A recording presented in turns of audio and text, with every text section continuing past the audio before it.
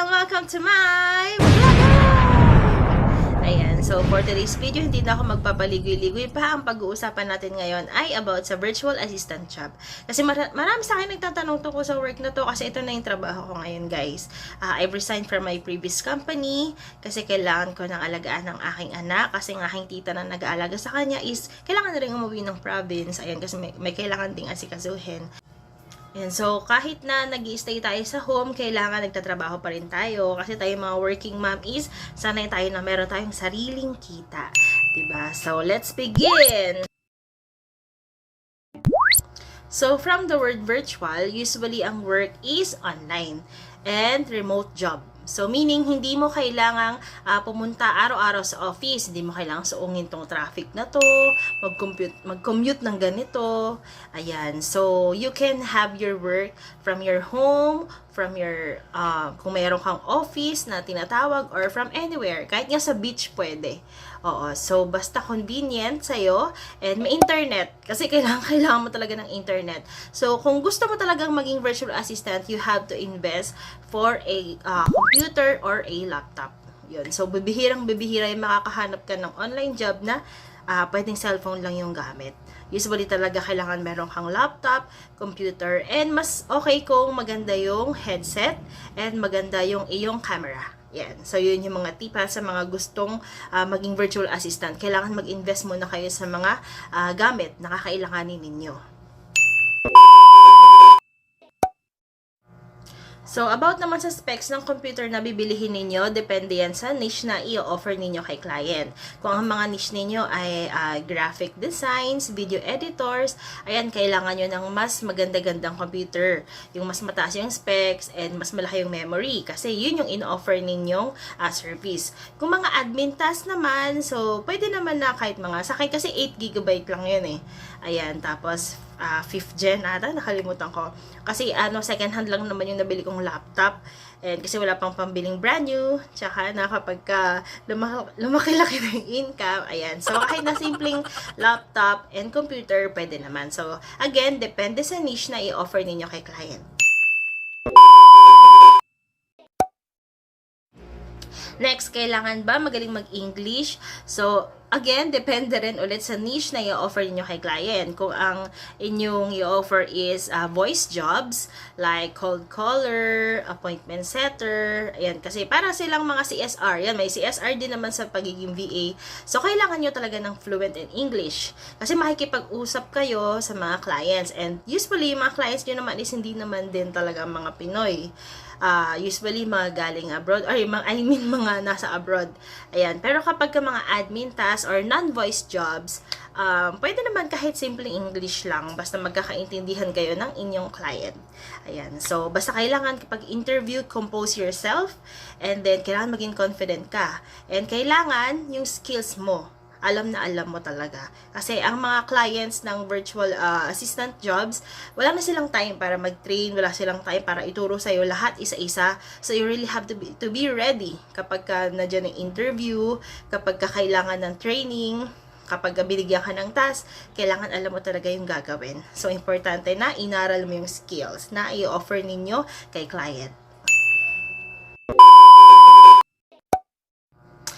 Ang niche, yun yung mga, kumbaga tayo, kung college na tayo, yun yung ating course. Tapos yung course na yun, pag-graduate tayo, yun yung i-offer natin kay client. Halimbawa ako, ang aking niche ay social media manager, graphic artist or graphic designs, ayan. Tapos minsan lead generation, ayan. Kasi minsan kapag ka nag-a-apply ka, especially kapag virtual assistant or general virtual assistant, hindi naman na ito lang din kasi yung alam ko na gagawin eh. Bakit may iba ka pang ginagawa? So, kapag ginanong kayo ng client, alam nyo, magpasalamat pa rin kayo kasi na-upskill kayo. Hindi lang ito lang pala yung alam mo. May matututunan ka pa palang iba. Kasi ako, when I started talaga, marami talaga akong hindi alam. As in, zero knowledge kasi ako talaga dito. So, meron lang akong friend na nagsabi sa akin tungkol sa job na to, and inaral ko siya last year pa. So, nanonood ako ng mga video sa YouTube. Self-study lang ako. Hindi pa ako nakakapag-enroll sa mga training camp. Ayan. So, pero kung gusto nyo mag-train sa kanila, then bibigyan nila kayo ng certificate, okay lang din naman. Ayan. So, edge nyo rin naman yun kapag meron kayong ganun. Ako kasi hindi pa ako nakakapag ganon, and luckily nakakuha naman ako ng client kahit wala akong ganon. So yan, kaya very thankful ako dun sa client ko na kinuha ako kahit na baguhan pa lang ako sa industry na to.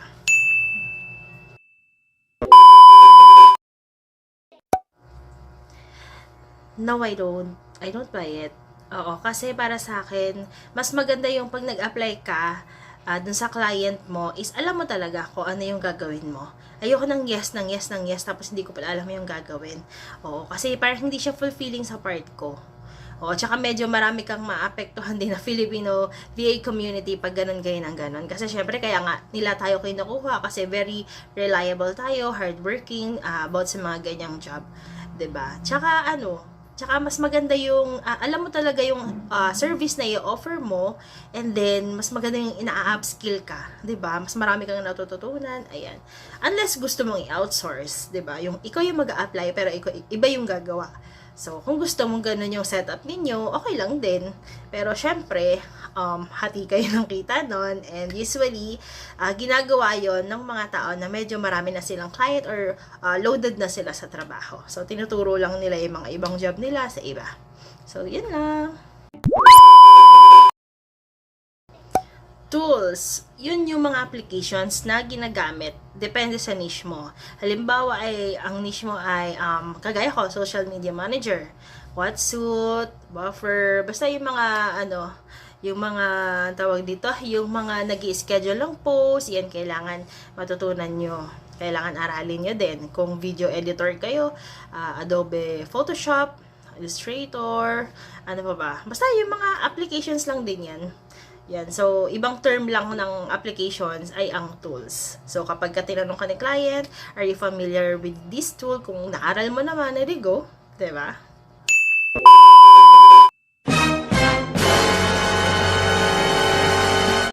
Usually, ang sahuran dito is per hour. Oo, bibihira naman yung meron kang fixed na 1 month salary or fixed na 2 week salary, ganyan. Usually per hour ka binabayaran dito. And then kapag baguhan ka, usually ang rate is $3 to $5 per hour, depende sa client mo. Depende rin sa negotiation mo sa client, and depende rin syempre sa niche mo. Oo. So, lahat nakadepende na kung paano ka makikipag-negotiate sa client mo. Kung halimbawa, ito na talaga yung offer niya and then you accepted, so expect mo, 'di ba? Expect mo na ganyan salary, and then galingan mo na lang para taasan ni client yung salary. Ayan. So, 'di ba, $4 per hour or $5 per hour, mataas din 'yun, 'di ba? Per hour 'yun, guys. Yes, merong full-time and merong part-time. Meron ding project-based. Ayan. So, lahat, nakadepende kung ano yung offer sa inyo ni client. Ayan. So, marami namang sites na pwede mag-apply as virtual assistant. Meron tayong mga onlinejobs.ph, Upwork, LinkedIn. Ayan. So, naka-ano na dyan nakalagay na dyan lahat ng info. Pipili ka na lang ng trabaho kung anong trabaho yung kaya mo. And make sure na kapag pinili mo yon or nag-apply ka doon is alam mo talaga yung papasukin mo. Kasi nire-rate din nila yan Kapag ka medyo palpak ka dun sa mga task na pinapagawa nila sa'yo, pwedeng mababa yung rate nila sa'yo at mababa sa'yo ng ibang employer. Kaya galingan mo na lang kapag pagka natanggap ka na ni client. Not necessary naman. So, depende rin sa qualification ni client. Usually, kapag ka mag-a-apply ka sa mga VA agencies, ayan, so kailangan talaga graduate ka na mga ganitong course, ganyan. Kasi yun yung qualifications nila So, yung mga agencies, pag nag-apply ka sa kanila, sila yung maghahanap ng client for you. Yan. So, pero kung direct ka naman, usually ang mga direct clients, actually kapag ka nagpapasa ka nga ng inyong mga resume or CV, Usually, hindi na sila tumitingin doon sa mga educational background. Usually, ang tinitignan nila is yung tools na kaya mong gamitin or applications, 'di ba? Sinabi ko na kanina, tools or applications, and then yung skills and experiences. Ayan, kung meron na kayong mga experiences or meron na kayong mga nagawa, halimbawa, isa kang kumbaga hindi ka pa VA pero nag-edit ka na ng videos, so ilagay mo 'to sa portfolio mo. Yan, kailangan na meron kang portfolio kapag nagpapasa ka ng resume sa kanila. Kasi yan talaga yung pinagbabasihan nila and yung mga tools nga. And kailangan sa interview, sabi ko nga kanina, compose yourself, be confident, aralin ng skills. Ayan. So, yung mga certificate, edge mo na lang yon kung meron ka. Pero importante na yung skills mo is ma-upskill mo, mas maaral mo ng maayos para kapag ka pinapagawa ka na ng task, magagawa mo ng maayos. Ayan, so sana nakatulong ako doon sa mga marami nagtatanong sa akin na gustong mag-try maging virtual assistant. Ayan, so kung meron pa kayong karagdagang tanong, kung kaya ko naman sagutin, ayan, sasagutin ko. Please comment down below. Ayan, so mabait naman ako and ang aking mga pinapahayag naman dito ay aking karanasan based sa aking experience lang naman. And then, sasabihin ko naman sa inyo kung kaya ko talagang sagutin. And then, ang advice ko, be confident, yun nga. And then, aralin ng skills. Tapos, wag kang titingin lang sa sahod. Yung iba kasi nag-a-apply sa ganitong niche, kasi ito yung malaking sahod, pero totally zero knowledge naman talaga sa kanila or ayaw naman talaga nila ng ganong trabaho. Kasi kahit na magsisimula ka sa mababa, kung mag-upskill ka na mag-upskill, tataas yung rate mo. And believe me, kasi di ba ganoon din naman sa mga corporate job, di ba? Kapag matagal ka na, kahit pa paano, marami ka nang natutunan, tumataas din naman yung sahod mo. So, ganoon din naman dito. Ayan, so lagi lang magpipray na makahanap tayo ng na maayos na client. Ayan. So, maraming salamat and I hope you like this video and please subscribe to this channel and click the notification bell para laging updated sa mga bagong videos. Thank you!